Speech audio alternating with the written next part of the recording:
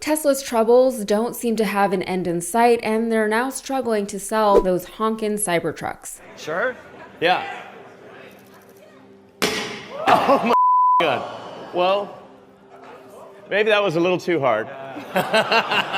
And I'm actually shocked at how many of them I see driving around my little Houston suburb. Like, first of all, you live in the burbs, calm down. Second of all, I know that this is a fairly economically diverse area, but seriously, aren't there better things to spend one's money on? And third, oh my God, they're so ugly. They're just putting more cold gray steel in my life, and it's like the least cozy thing in the world. And I think the people who buy it and drive it are creatively uninteresting. People are seriously just driving these things to HEB like that's a normal size vehicle to just have in a grocery store parking lot, and it's not. That's fine in Carnival Teletubby Land, but this is real life.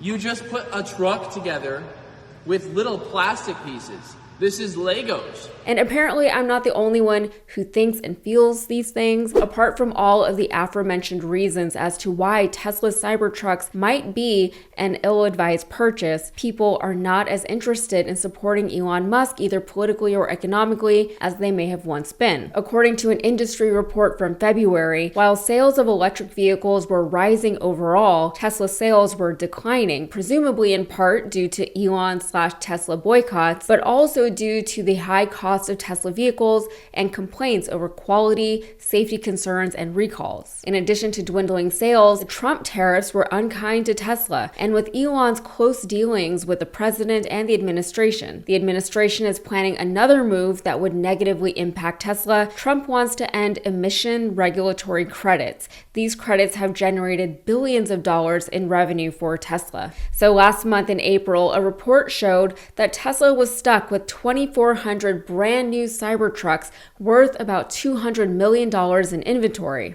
They can't sell them. Now the company isn't even accepting them as trade-ins. Third-party used car dealers don't want them either, so owners attempting to sell or trade in their Cybertrucks either have to take a huge loss on them or just be stuck with them. But from 2,400 units in inventory in April, a month later, there are now 10,000 unsold units, which translates to nearly $800 million in inventory. So why did they keep producing them? Well, apparently they have slowed down production quite a bit, according to Fred Lambert, editor-in-chief at Electric. Fred used to be a fan of Tesla and Elon, but he recently said in a tweet, "As someone who has been directly lied to by Tesla and Musk several times, I never take what they say at face value anymore." But Lambert said of the unsold inventory in a recent Electric article, due to low demand, Tesla appears to have significantly slowed down Cybertruck production in recent months. Therefore, this surge is likely more about Tesla discounting the vehicles,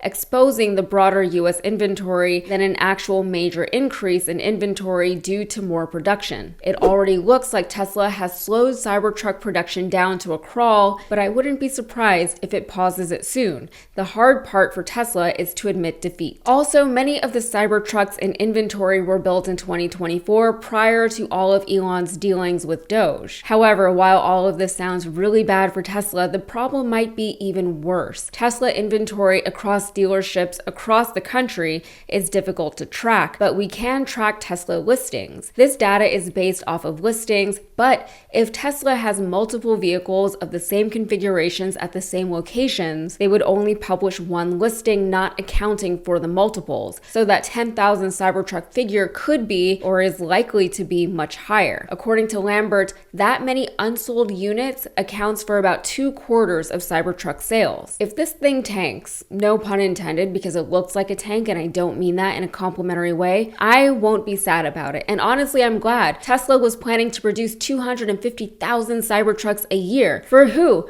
Who are the people buying these things? I'm really hoping that this constantly escalating bigger is better thing that's happening with our vehicles is going to backfire soon, because these vehicles are seriously too big for life in cities, in suburbs, wherever. I would love to see people rebelling and, start demanding smaller and more practical vehicles. Speaking anecdotally, lots of people have trucks right here in Texas, but a lot of these truck drivers are actually looking for older used trucks instead of buying new ones because the older ones were smaller. If we keep producing these giant trucks and vehicles, worst case scenario, we just keep expanding our roads, paving over more green spaces, cutting down more trees, and raising the overall global temperature just because we need to make more room for these already unnecessarily large vehicles. They simply take up too much space for no reason. They're more deadly because of their sheer size, and I'll say it again, they are ugly. I hate looking at them, and I think they make the neighborhood uglier. That's how bad I think these things are. They look like giant refrigerators driving around on the road, and that's interesting to me because stainless steel isn't even fun or cute for a refrigerator. It's still the standard, of course. I've got one, but I'm not happy about it because it's ugly.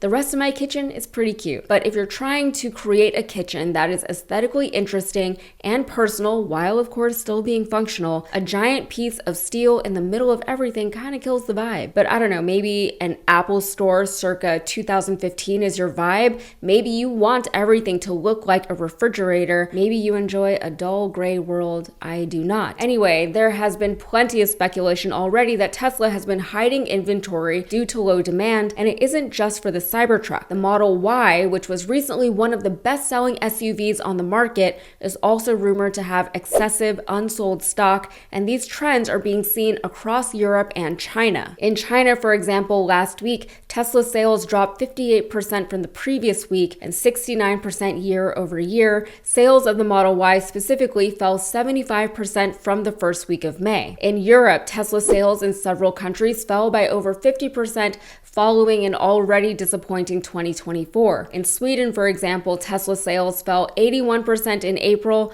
and in the Netherlands, they fell 74% compared to April of last year. Denmark saw declines of 67%, France of 59%, and Portugal saw declines of 33%. Not as bad, but still not great. Tesla's getting to the point of celebrating a 33% decline in sales. That is a very sad place for Tesla to be. Overall, in the combined EU, UK, EFTA market, Tesla sales fell 37% in the first quarter, made worse by the fact that overall EV sales went up by 28%. In addition to everything, Tesla stopped taking new orders for the Model S and the Model X due to the tariff situation, so that's not helping. Some critics argue that overall, this is good for China and no one else. For whatever reason, whether for political or economic reasons, or simply because there are superior vehicles out there, people are choosing non-American made electric vehicles, especially in Europe and China. As a result, China is winning, and if that was truly the case, it would be ironic that Trump's efforts to tariff China into oblivion would utterly and completely backfire on him. I guess we'll have to see what comes in the coming months from his negotiations with China. All right, that's it for me. If you got anything out of this, please like the video and subscribe to the channel for more. Thanks.